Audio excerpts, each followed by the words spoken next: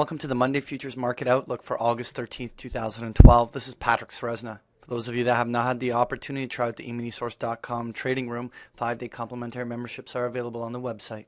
As always, we start off with a chart of the U.S. dollar index futures, and we can, over the last month, have seen some weakness in the U.S. dollar, trying to consolidate back down to a support line, primarily driven by a small bounce in the euro, as well as a distinct strength in the Aussie and Canadian dollars. Overall, we don't see anything that changes the primary trend of the U.S. dollar, but it does certainly take the wind out of the sails. Really, at this stage, we'll be looking to see where the U.S. dollar puts in substantial supports and from where the basing formations occur. That may take a better part of August. Next year, when we take a look at the Euro FX futures, we can see that the Euro over the last month has been trying to rally higher off after hitting a short-term low in July. Really, at this stage, we are skeptical of the sustainability of this Euro rally, but it certainly doesn't mean that it's inevitable that it's going to break down here. One level that we're watching for that breakdown is the 122, 123 level, where the lows came in just the other trading session. Really, at this stage, so long as those support lines hold, a rally up to 125 or 126 is certainly not out of line here.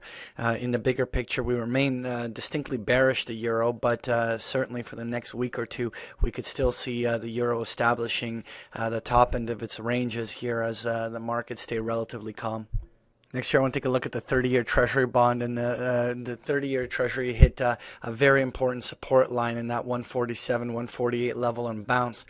This is actually going to be very crucial information that we gain here. This is really the bottom end of the range where consolidations should naturally go if this is just going to be a sideways consolidation. As we bounce here, we're going to be watching the 150 level on the upside. Any rallies that fail to gain any momentum above 150 still leave the window open for there to be yet another round of selling to retest that 147 level, or maybe even drop as low as the 145, 146 level to test where all the highs were coming in January and February. Nonetheless, we are still optimistic that bonds will still yet again have another rally, but just like with so many of the other markets, these consolidations have really begun, and there's no imminent thing that's suggesting that they are that these corrections are finished, and we may see a lot more of the same for the upcoming week to 2 weeks. Next year, I want to take a look at copper futures, and copper has actually been distinctly weak than a lot of the other commodities. In fact, the weakness in copper is a telling sign of what the market is telling us about the strength of the global economies. Overall, the fact that copper is weakening back down to the bottom end of its ranges is again just showing that that our original forecast for copper to still yet weaken to $3 or even $2.90 this year is still a reasonable proposition.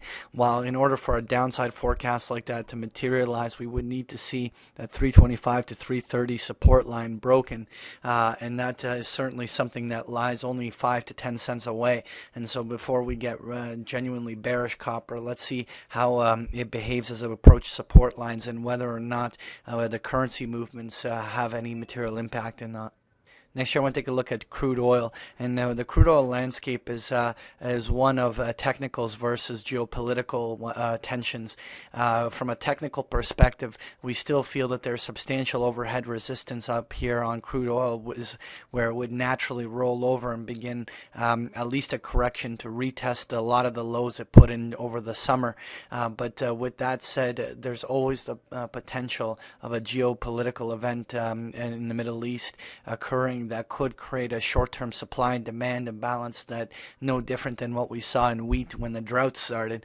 And so anyone that's looking to trade the crude oil technically may want to deploy some form of a hedge in there when trying to short crude.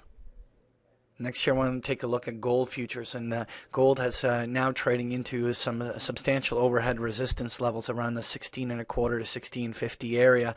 This is a make it or break it level for gold. If it is able to exceed these highs, it may gain its own momentum for a 50 to even $100 an ounce push higher.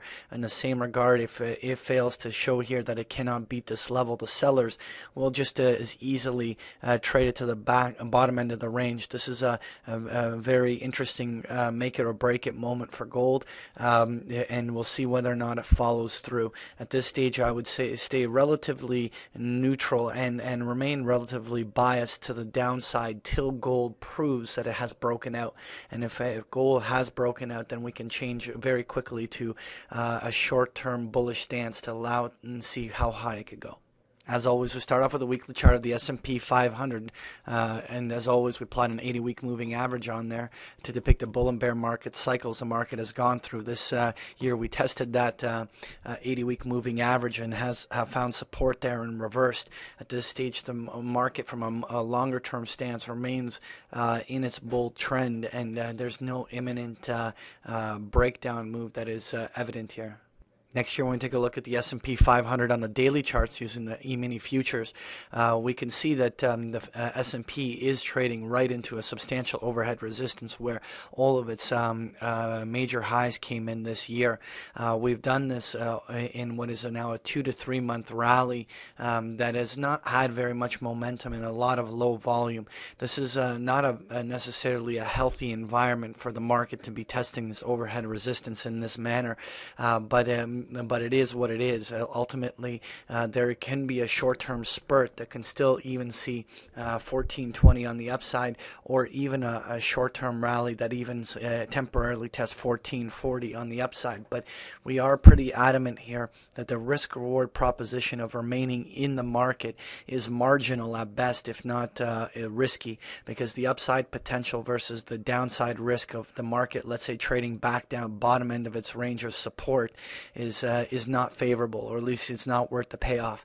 And so really at this stage, we while the trend is higher, we do believe that the risk reward proposition of being in the market is poor.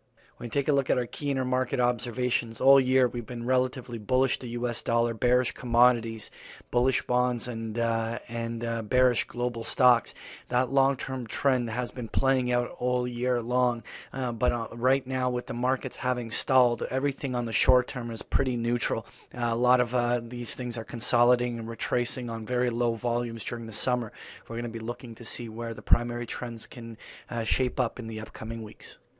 That was your Monday Futures Market Outlook. Thank you for joining me.